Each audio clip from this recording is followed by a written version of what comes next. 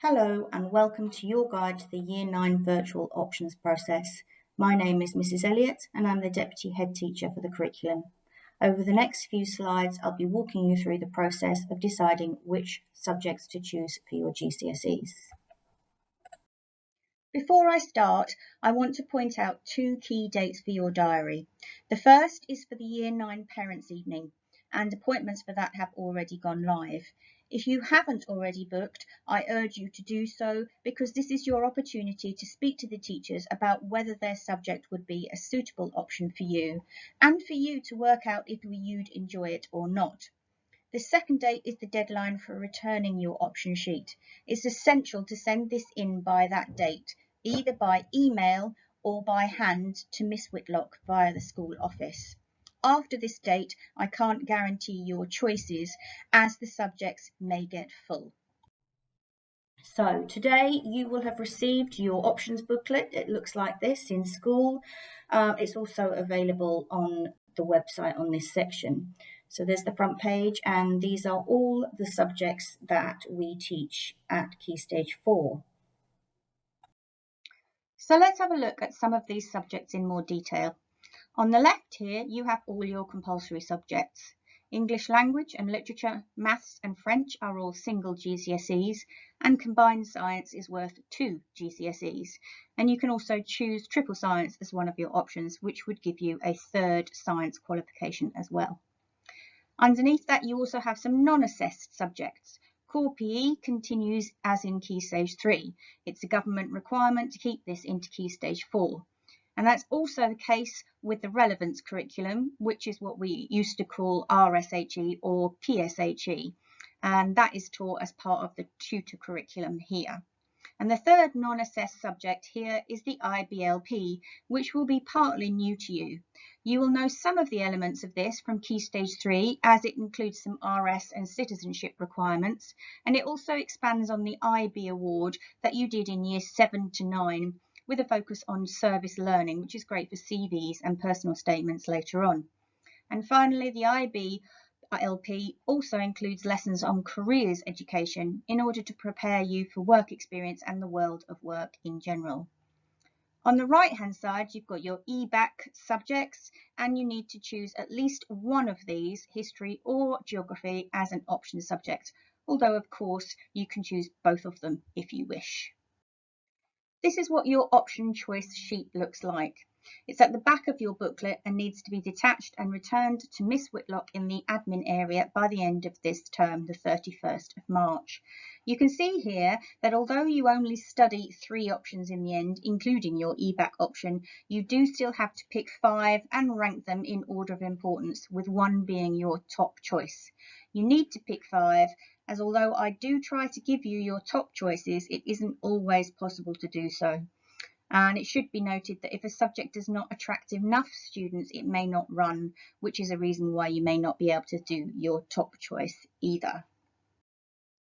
When you're picking your options, you need to think of it as a long-term process that lasts further than just your GCSEs, past Year 11 into Key Stage 5 and into your career further beyond that.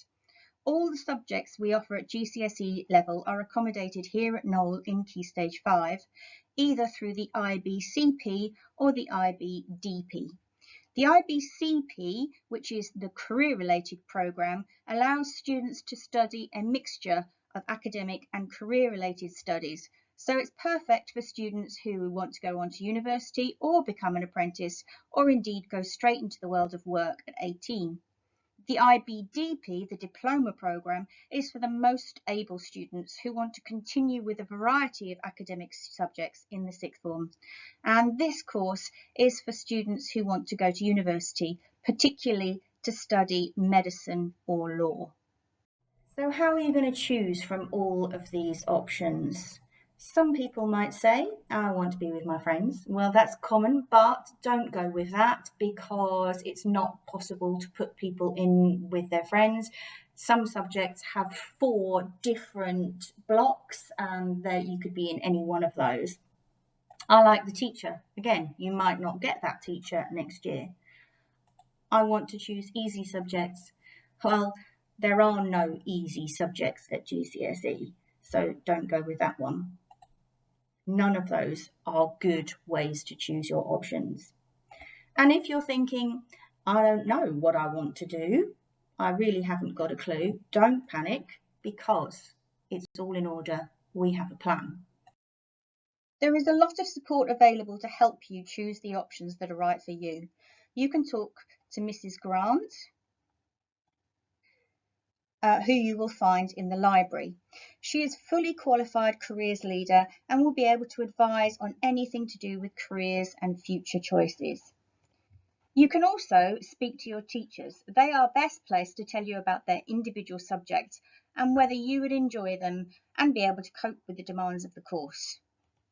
There are also lots of online quizzes that help you match your personality type and preferences to particular careers. I like this buzzer one, which I've given you here, but there are loads more available. And the Academy also subscribes to Unifrog, which is an online careers platform. This has huge amounts of information about subjects and careers. And if you can't remember your individual login details, see me or Mrs. Grant. Here are some questions that you might like to ask. Firstly, what do you do now? Well, watch the videos in this virtual event for each subject, even the ones you think you won't like. You might be surprised. Talk to your teachers and get some advice, and then follow the instructions on the option sheet at the back of your booklet and return to Miss Whitlock by the 31st of March. Remember, it's really important to meet this deadline, as I can't guarantee you'll get your choices after this date, unless of course there are exceptional circumstances. Even if you're not in school at the time of the deadline, you can still take a picture of it on your phone and email it into Miss Whitlock. You don't have to put an option first to definitely get it. We do try to give you your first 3, but your 4th and 5th must be subjects you'd like to do as well. You don't need to put a smaller subject first to get it. And definitely, I don't allocate on a first come, first served basis. So long as the form is in by the deadline, you won't be penalised. But obviously, after that date, I can't promise to give you your first choices. And this is a common question. What if you choose an option and hate it? There are a lot of new courses here, and it's not unusual for people to take an option and then find it really isn't for them. So you do have to think really carefully about it, watch the videos, find out about them, talk to the teachers. But even so, after that point, you may still need to change it, and I will allow changes in options up to the first Friday in October. Finally, here are some key dates again. So you've got the Year 9 Parents' Evening again, the deadline for giving in your option sheets, and finally, that final date is the date when you'll be emailed to confirm the options that you've given. Thank you for watching.